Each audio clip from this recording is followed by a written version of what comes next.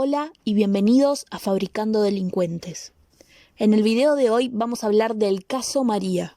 Tal vez recuerden el lema María no se va, que estuvo en la boca de todos durante un largo periodo hace algunos años, y cómo este conflicto familiar pudo haber terminado en un problema diplomático para Uruguay.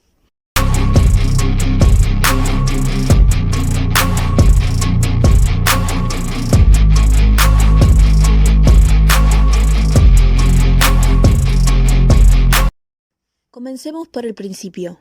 María Noel Ugarte Michelini, de nacionalidad uruguaya, y su hija, que en 3 días cumplía sus 4 años, española de nacimiento, viajan desde España a Uruguay el día 7 de abril de 2016, con el propósito de vacacionar y visitar a algunos familiares, con el permiso de su pareja de ese entonces y padre de la niña, Pablo Santos, de nacionalidad española, quien trabajaba como técnico radiólogo en un hospital. Con fecha de regreso el día 26 de mayo de 2016, sin embargo ese día madre e hija no se tomaron su vuelo de regreso, debido a que, según la madre, durante el viaje en avión la niña hizo dibujos que la alertaron de un posible abuso sexual de parte del padre. Al llegar al país, María Ugarte muestra los dibujos a su cuñada, quien es psicóloga. Esta le sugiere ver a un terapeuta. María Ugarte fue defendida por 3 abogados: María Eugenia Cal, Virginia Salvo y Carlos Beseiro. Walter Pritsch fue el defensor de oficio de la presunta víctima. La niña fue entrevistada para las pericias e informes a presentar. La psicóloga Laura Gandolfo, quien en base a entrevistas a madre e hija concluye haber encontrado indicadores de posible abuso sexual. También la psicóloga sexóloga Rosario Cardoner, quien dice que a raíz de una separación parental violenta, desde su relato, dibujos, movimientos y juegos, surgen posibles evidencias de violencia y abuso sexual. La ginecóloga Milvana Salomone, quien dijo no haber analizado a la niña porque la misma se negó. También fue presentado informe de la subdirectora de ITF, diciendo que la niña se muestra muy angustiada por el temor a perder a su madre y las represalias del padre por su viaje a Uruguay. Todos estos informes sin la posibilidad de haber investigado al padre en absoluto, debido a que éste se encontraba en España. El día del regreso, 26 de mayo, la madre de la niña decide hacer la denuncia legalmente. Pasado poco menos de un mes, Pablo Santos realiza una solicitud de restitución internacional de la niña. Tras el proceso judicial, la juez de familia Rosana Pose ordenó la restitución de la niña a España. La madre apeló esta decisión y en diciembre de 2016 se ratifica la sentencia. La niña debería volver a España, ya que su retención en el país había sido ilegal de acuerdo a la Convención de La Haya. La justicia uruguaya le da condiciones a España para que la niña regrese, que no tenga contacto con su padre y que la madre sea sobreseída ante alguna causa penal. 9 meses después, el 21 de septiembre de 2017, la justicia española aceptó las condiciones. Aún así, la niña no regresa. A los días de España aceptar las condiciones, el colectivo Red Uruguaya contra la Violencia Doméstica y Sexual decidió juntar firmas a través de Change.org para que el caso sea llevado a la Suprema Corte de Justicia. Esto hizo que el caso rápidamente llegara a redes sociales, donde empezó una gran campaña, estando durante un fin de semana el hashtag María no se va en tendencia en Twitter, siendo también en la televisión un caso muy debatido, siempre con el único testimonio que existía, el de la madre y su familia. La verdad es que estamos muy expectantes de todo lo que está ocurriendo, especialmente en esta jornada con el denominado caso María. Es una pericia, el tipo a ver cómo está.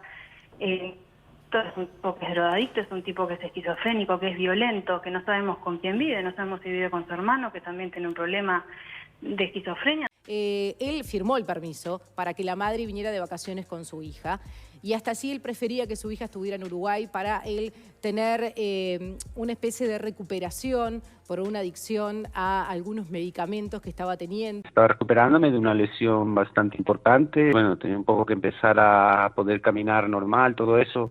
Y porque era un poco precario mi estado físico, pues decimos que María viajara a Uruguay con su familia, pues estar aquí más tranquila con la nena. Si hablábamos, la nena tampoco me tenía que ver mal. Ya pierde la tenencia de su propia hija, es ahora ella acusada por su expareja. Alteraciones que tiene tu hermana y si les queda a ustedes alguna carta por jugar, alguna apelación, algún recurso por hacer.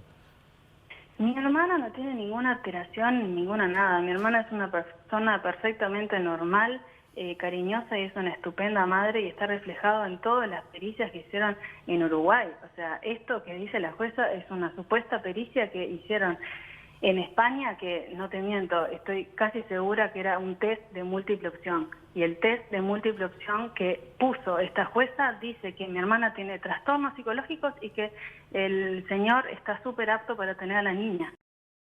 El 1 de octubre de 2017, Mides, Ministerio de Desarrollo de Uruguay, e INAU, Instituto Nacional del Niño y Adolescente, emitieron un comunicado informando estar a favor de la permanencia de la niña en Uruguay. Debido a la presión, la Corte intervino de forma excepcional. Aún así, pide una fianza de $30.000. El día 7 de junio de 2018 fueron desestimados unánimemente los recursos interpuestos por la defensa de la madre.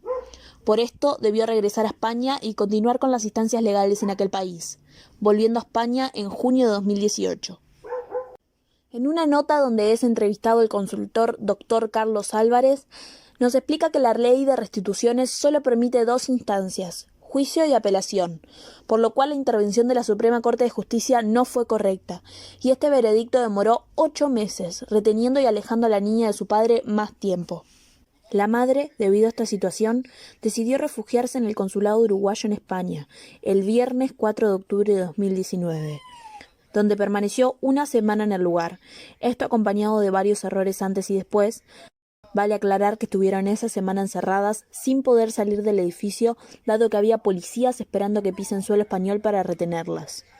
Luego de que el Ministerio de Relaciones Exteriores manifestara su preocupación ante la sentencia improcedente, el consulado uruguayo en Barcelona se negó a entregar a su hija al padre, como estaba previsto que ocurriera el 4 de octubre de 2019.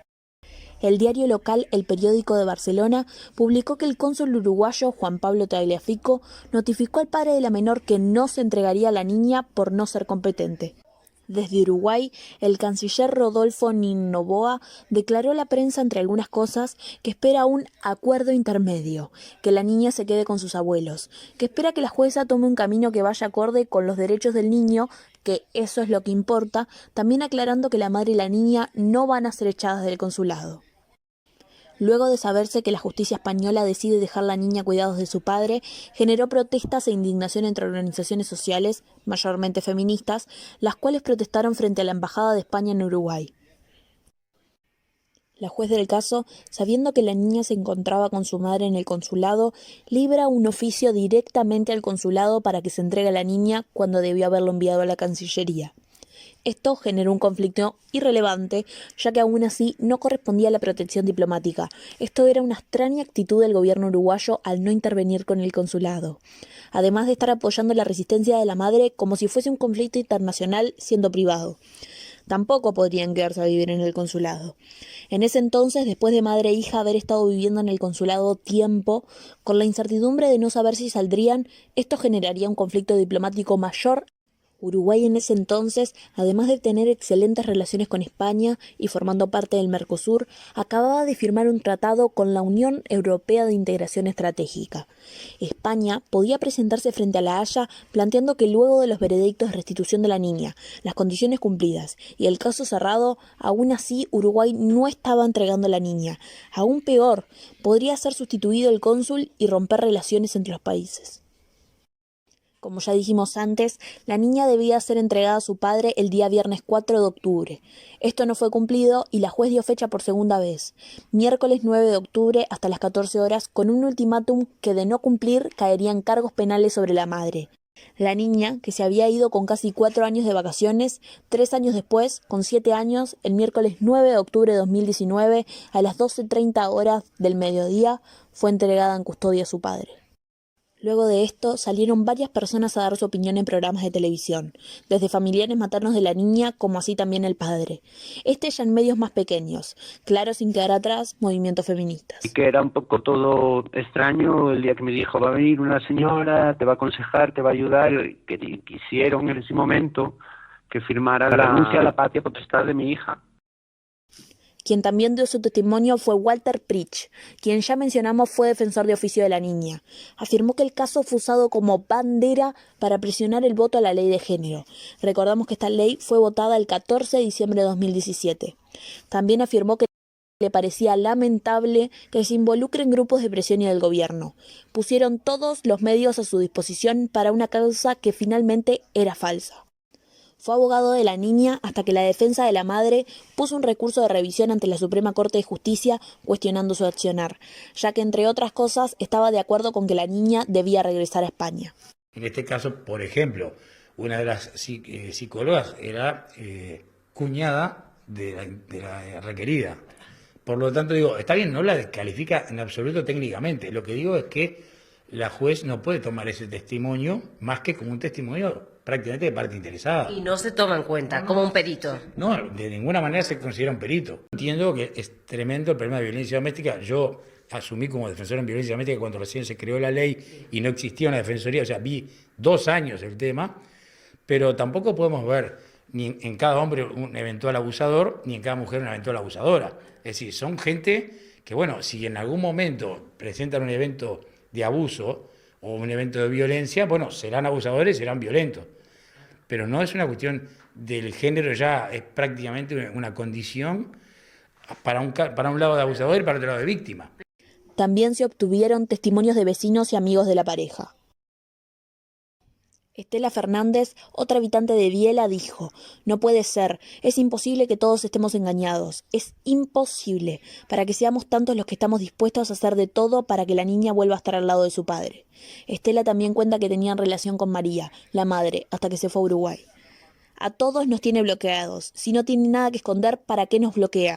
Aroa Fernández conoce a Pablo desde hace 32 años y a María desde hace un tiempo. "No entiendo cómo le pagás así a la persona que da la vida por su hija. Que no se olvide que ella crecerá y sabrá todo esto. Tengo una niña pequeña y si un día se la tuviera que dejar a Pablo, lo haría segurísima sin ningún problema". Analía Medina fue concuñada de María por 4 años y tenía una relación estrecha con ella. Esto lo hizo porque se quiso separar. Se quiso llevar a la nena y lo único que puede decir para retener a la nena es esto: "Las veces que la veía venir de Uruguay me decía que le iba bien, pero que la nena extrañaba un montón a Pablo. Por eso también me sorprendió, porque lo que me contaba no tenía nada que ver con lo que hizo". En la actualidad, la madre en febrero de 2020 dio una entrevista contando su situación. Dijo: "Estoy 6 horas de ida y 6 horas de vuelta cada sábado en un autocar para ver a mi hija en un punto de encuentro en Biela durante 2 horas, lo que dictó la jueza. También, cuando la he visto tenía las uñas sucias, orejas, huele a tabaco y en una ocasión tenía el oído tapado". También dice la madre que el padre llega tarde a los encuentros. Esto fue todo el video en el día de hoy. Comentanos si recuerdan el caso, cómo lo vivieron y qué les pareció. Y no olviden darle like, compartir y suscribirse para así poder seguirte contando cómo día a día se fabrican miles de delincuentes sexuales en este sistema cruel y despiadado. Si tú también quieres contar tu historia, escríbenos a cualquiera de nuestras redes sociales. Nos encuentras en Instagram, Facebook, Twitter y TikTok. O mándanos un correo con tu nombre y un teléfono y nos contactaremos contigo. Te dejamos los links en la cajita de descripción.